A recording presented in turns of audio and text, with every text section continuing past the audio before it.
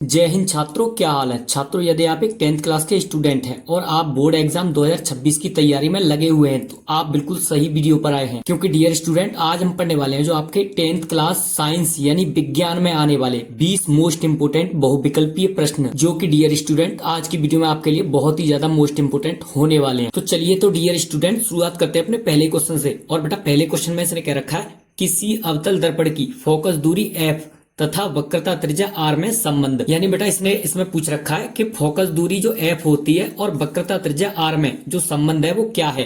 तो बेटा इसमें f बराबर r/2 यानी f बराबर r/2 है। ठीक है, वही करेक्ट ऑप्शन होगा, इसलिए इसका जो ए वाला है बेटा वही करेक्ट ऑप्शन हो जाएगा। ठीक है, अब यहाँ के बाद बेटा जो अपना अगला वाला क्वेश्चन है क्वेश्चन नंबर 2, और क्वेश्चन नंबर 2 में इसने क्या रखा है, 1 मीटर फोकस दूरी वाले उत्तल लेंस की जो क्षमता होगी वो क्या होगी। तो 1 मीटर फोकस दूरी वाले जो उत्तल लेंस की जो क्षमता होगी वो 1 डायोप्टर होगी। कितनी? 1 डायोप्टर। इसलिए बेटा इसका जो बी वाला ऑप्शन है वही करेक्ट ऑप्शन हो जाएगा। ठीक है, अब यहाँ के बाद में देखते हैं बेटा अपना जो अगला क्वेश्चन है क्वेश्चन नंबर 3। ठीक है, और क्वेश्चन नंबर 3 में इसने क्या रखा है, दाढ़ी बनाने में किस प्रकार के दर्पण का उपयोग किया जाता है। तो बेटा दाढ़ी बनाने में अवतल दर्पण का प्रयोग किया जाता है। किसका? अवतल दर्पण का। इसलिए इसका बेटा सी वाला जो ऑप्शन है वही करेक्ट ऑप्शन हो जाएगा। अब यहाँ के बाद बेटा आगे चलते अपना चौथा वाला क्वेश्चन है। इसमें इसने क्या रखा है, क्वेश्चन नंबर 4 में निकट दृष्टि दोष का निवारण किस लेंस से होता है। तो बेटा निकट दृष्टि दोष का जो निवारण होता है वो अवतल लेंस से होता है। किससे?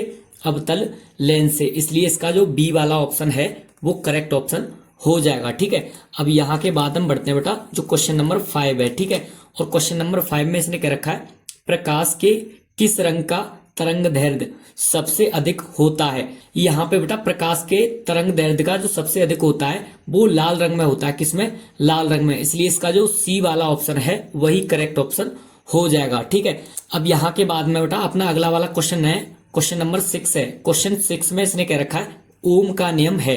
तो ओम का नियम हमेशा ध्यान रखना V बराबर IR होता है। ठीक है, V बराबर IR। इसलिए इसका जो ए ऑप्शन है वो करेक्ट ऑप्शन हो जाएगा। और इसके बावजूद भी बेटा आपको ये ओम का नियम याद नहीं होता है तो इसका एक ट्रिक बता रहे हैं हम। देखो यहाँ पे ना V बराबर IR, ठीक है, क्या होता है, V बराबर IR होता है। तो यहाँ पे बेटा आपको याद रखना है वीर। क्या याद रखोगे? वीर द रोबो बॉय। ठीक है, तो इससे क्या होगा, यहाँ बराबर लगा के आपको ध्यान रहेगा कि जो ओम का नियम होता है V बराबर IR होता है। ठीक है, V बराबर IR, वीर से याद रखना है इसको। किससे? वीर से याद रहेगा ये। ठीक है, तो ये तो हुई बेटा ट्रिक। ठीक है, अब बढ़ते हैं बेटा अगला जो क्वेश्चन है अपना क्वेश्चन नंबर 7 वाला है यहाँ के बाद में। ठीक है, तो 7 वाले क्वेश्चन को देखते हैं इसने क्या क्या रखा है। इसमें यहाँ पे बेटा क्वेश्चन 7 में इसने क्या रखा है, 1, 2 और 3 ओम के 3 प्रतिरोधों को श्रेणी क्रम में जोड़ने पर समतुल्य प्रतिरोध होगा। तो बेटा यहाँ पे जो 1 ओम, 2 ओम और 3 ओम, ठीक है, ये प्रतिरोध दे रखे हैं, इनको क्या करना है, हमें श्रेणी क्रम में जोड़ना है। ठीक है, तो वैसे तो हम ऐसे ही बता सकते हैं, लेकिन चलिए इसको सॉल्व करके बताते हैं। देखो बेटा यहाँ पे ये जो दे रखे हैं, देखो 1 ओम, ठीक है, 2 ओम और 3 ओम, इनको जब श्रेणी क्रम में जोड़ेंगे तो ये होता है बेटा अपना R बराबर R1, ठीक है, प्लस R2, ठीक है, और प्लस R3, ये होते हैं अपने। तो R बराबर कितना हो जाएगा, 1 प्लस 2 प्लस 3। तो R बराबर यहाँ पे निकल के आएगा, यहाँ पे बेटा 2 और 1 3 और 3 कितना हो गया, 6। यानी यहाँ पे बेटा जो R का यानी प्रतिरोध का जो, ठीक है, मान है वो 6 ओम आ जाएगा। कितना? 6 ओम। ठीक है, तो इसलिए जो इसका आंसर है यहाँ पे जो 6 ओम है, ठीक है, बी वाला यही करेक्ट ऑप्शन इसमें हो जाएगा। ठीक है, यहाँ के बाद बेटा जो अपना अगला वाला क्वेश्चन है, ठीक है, क्वेश्चन नंबर 8 है। और क्वेश्चन नंबर 8 में इसने क्या रखा है, विद्युत प्रतिरोध का मात्रक होता है। तो बेटा विद्युत प्रतिरोध का मात्रक तुम्हें याद रखना चाहिए। अभी क्वेश्चन में हमने ये देखो यहाँ पे दे रखा है ओम, क्या होता है, ओम। इसलिए इसका, ठीक है, जो सी वाला ऑप्शन है उसे करेक्ट ऑप्शन कर देते हैं। देखो यहाँ पे ना ये बेटा आपका जो विद्युत प्रतिरोध का जो मात्रक वाला प्रश्न है ये आपके बोर्ड एग्जाम में बहुत ही ज्यादा मोस्ट इंपोर्टेंट है। ठीक है, और ये ऊपर वाला भी, ये तीनों कहने को तो ये सभी, ठीक है, मोस्ट इंपोर्टेंट है, बशर्ते आप ध्यान रखना। ठीक है, अब बढ़ते हैं बेटा, चलते हैं अगले क्वेश्चन पर। तो क्वेश्चन नंबर इसके बाद में अगला है क्वेश्चन नंबर 9। ठीक है, क्वेश्चन नंबर 9 में इसने क्या रखा है, विद्युत चुम्बकीय प्रेरण की खोज किसने की थी।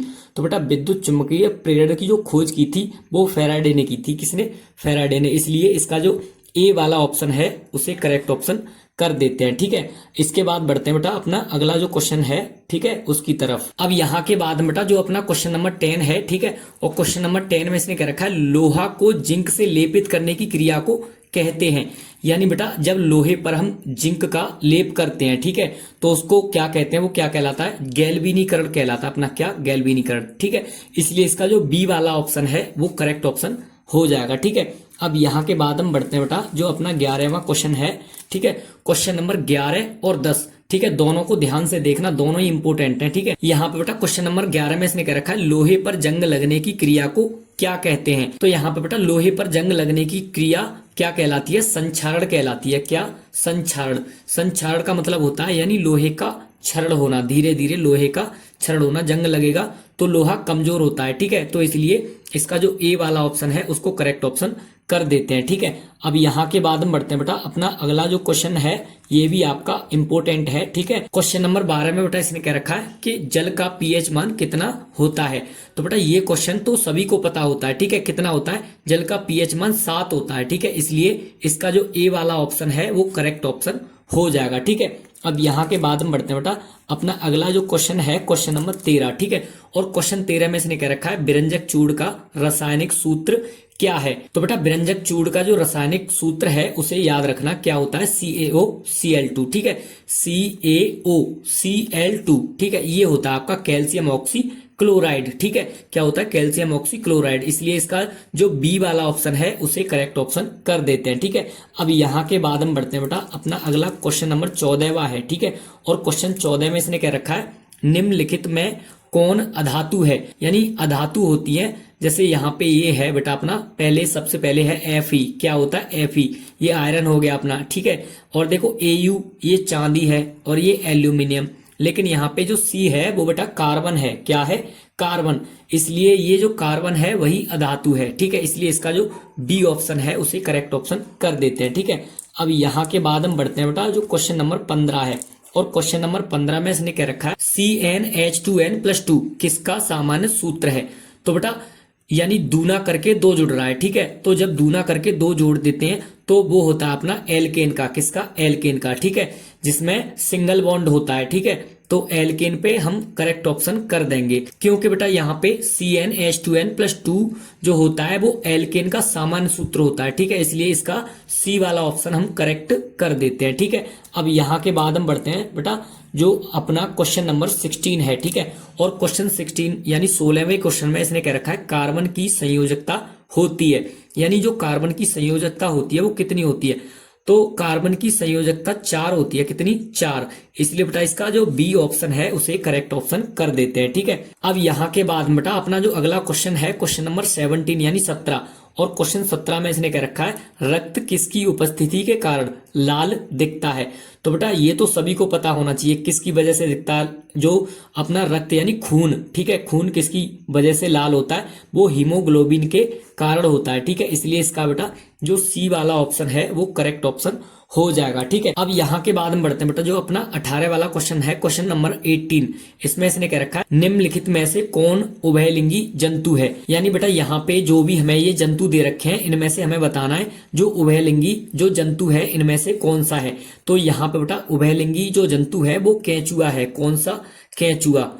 इसलिए इसका जो ए ऑप्शन है उसको करेक्ट ऑप्शन कर देते हैं। अब यहाँ पे बेटा ऑप्शन तो हमने करेक्ट कर दिया, केंचुआ, लेकिन क्या आप जानते हैं उभयलिंगी क्या होता है। ठीक है, उभयलिंगी से तात्पर्य होता है कि यानी जो केंचुआ है वो बेटा एक ऐसा जंतु है जो नर और मादा दोनों में आता है। ठीक है, इसलिए केंचुआ कैसा है, उभयलिंगी जंतु है। ठीक है, अब यहाँ के बाद बढ़ते हैं बेटा जो अपना अगला क्वेश्चन है, क्वेश्चन नंबर 19। ठीक है, 19 वाला जो क्वेश्चन है, क्वेश्चन 19 में इसने क्या रखा है, अलैंगिक जनन मुकुलन द्वारा होता है। यानी बेटा यहाँ पे जो अलैंगिक जनन जो मुकुलन होता है वो ईस्ट में होता है। ठीक है, यानी किसमें, ईस्ट में। ठीक है, इसलिए जो इसका ए ऑप्शन है वही करेक्ट ऑप्शन हो जाएगा। ठीक है, अब यहाँ के बाद में बेटा अपना अगला क्वेश्चन है, क्वेश्चन 20 है, लास्ट क्वेश्चन है। ठीक है, और इसे ध्यान रखना। ठीक है, बोर्ड एग्जाम तक ये आपके लिए बहुत ज्यादा मोस्ट इंपोर्टेंट है, इसलिए इसको ध्यान रखना। क्योंकि बेटा जो 20 वाला हमें क्वेश्चन दे रखा है इसमें इसने पूछा है कि मनुष्य में कितने जोड़े गुणसूत्र पाए जाते हैं। तो बेटा मनुष्य में 23 जोड़े गुणसूत्र पाए जाते हैं। कितने, 23 जोड़े। इसलिए इसका जो सी वाला ऑप्शन है उसे करेक्ट ऑप्शन कर देते हैं। ठीक है, तो ठीक है, तो बेटा आज की वीडियो में बस इतना ही था। अगर वीडियो पसंद आई हो और क्वेश्चन अच्छे लगे हो तो वीडियो को एक लाइक कर देना, चैनल को कर लेना सब्सक्राइब। और बेटा अगर इसका स्क्रीनशॉट अगर आप लेना चाहते हो क्वेश्चनों का दोबारा रिपीट करने के लिए, तो क्वेश्चनों का स्क्रीनशॉट आप ले सकते हो। ठीक है, ये आपके 10 तक हो गए और बेटा यहाँ के बाद में ये आपके 9 से, ठीक है, और ये आपके 1 तक हो जाते हैं। ठीक है, इनका स्क्रीनशॉट ले सकते हो आप इनको रिपीट करने के लिए। ठीक है, चलते हैं बेटा, मिलते हैं अगले वीडियो में।